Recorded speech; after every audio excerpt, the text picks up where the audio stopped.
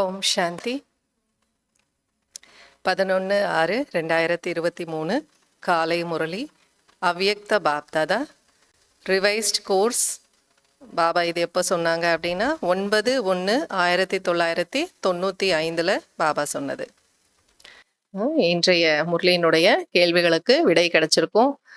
முதல் கேள்வி, நிச்சய புத்தியின் அடையாளம் என்ன?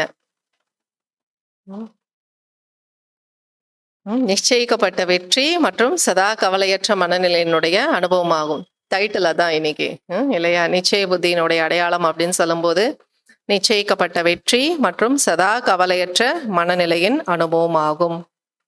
முகம் மற்றும் நடத்தையில் ஜொலிப்பு ஏற்பட காரணம் என்ன?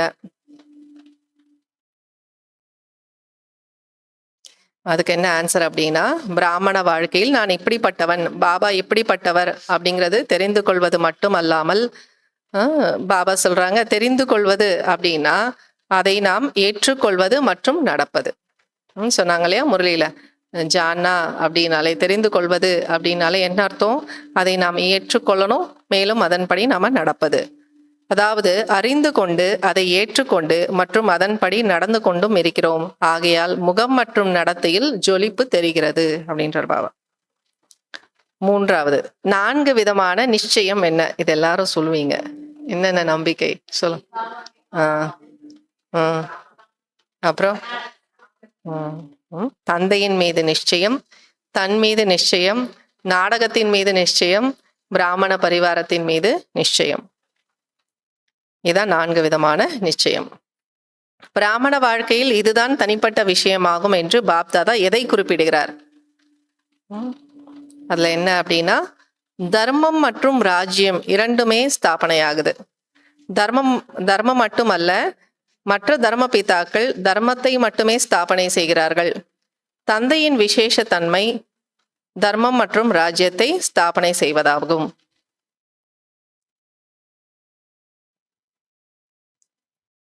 நாம் இப்படி இருந்தால் வீண் எண்ணங்கள் அசைப்பதற்கு தைரியம் இருக்காது. நாம இப்படி இருந்தால் வீண் எண்ணங்களுக்கு நம்மை அசைப்பதற்கு தைரியம் இருக்காது. நாடகத்தின் மீது உறுதியான நிச்சயம் இருந்தால், ஞானம் நிறைந்தவராக இருந்தால், சக்திசாலியாக இருந்தால் வீண் எண்ணங்களுக்கு அசைப்பதற்கு தைரியம் இருக்காது. நாடகத்தின் மீது உறுதியான நிச்சயம் இருந்தால், ஞானம் நிறைந்தவராக இருந்தால், சக்திசாலியாக இருந்தால் வீண் எண்ணங்களுக்கு அசைப்பதற்கு தைரியம் இருக்காது.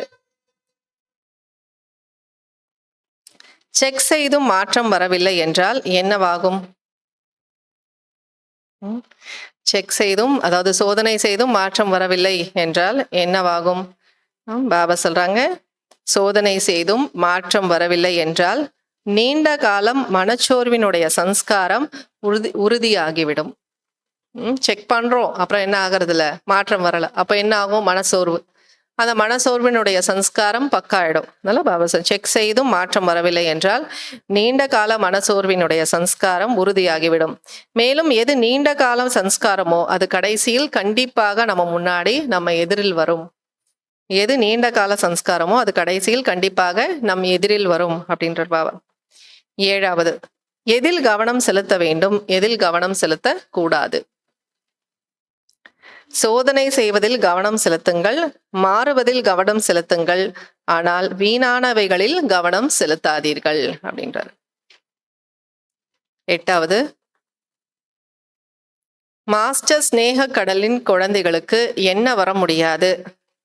பதில் என்ன அப்படின்னா, மாஸ்டர் ஸ்நேக கடலின் குழந்தைகளுக்கு கண்கள், உள்ளுணர்வு, பார்வையில் துளி அளவும் கூட வேற எந்த உணர்வும் வர முடியாது. மாஸ்டர் ஸ்நேக கடலின் குழந்தைகளுக்கு கண்கள், உள்ளுணர்வு, பார்வையில் துளி அளவும் கூட வேற எந்த உணர்வும் வர முடியாது. நிரந்தர யோகி யார்?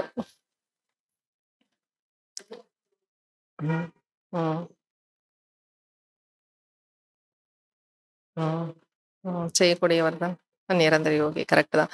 உள்ளபூர்வமான அன்பு, அதாவது இதயபூர்வமான அன்பு மற்றும் சம்பந்தத்தினுடைய ஆதாரத்தில் நெருக்கத்தை அனுபவம் செய்யக்கூடியவர்கள் தான் நிரந்தர யோகி ஆவார்கள்.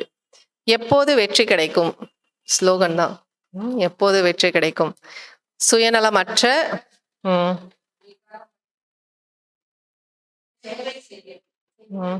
ஓகே. சுயநலமற்ற மற்றும் விகாரமற்ற மனநிலையின் மூலம் சேவை செய்தால் வெற்றி கிடைக்கும். fill in the blanks. குடும்பம்தான் டேஷ். குடும்பம்தான் மாலை. பிராமண குடும்பத்தினரே டேஷ் ஆகின்றனர். ராஜ்ய குடும்பத்தினராக ஆகின்றனர். பாபா சொன்னார் இல்லையா, இந்த பிராமண பரிவாரத்துல வரவங்க தான் அங்க ராஜ்ய குடும்பத்துல வருவாங்க. எனக்கு இந்த குடும்பம் வேணான்னா அங்க யார் மீது ஆட்சி செய்வீங்கன்னு கேட்டாரு. அதனால பாபா சொல்ல, பிராமண குடும்பத்தினரே ராஜ்ய குடும்பத்தினர் ஆகின்றனர்.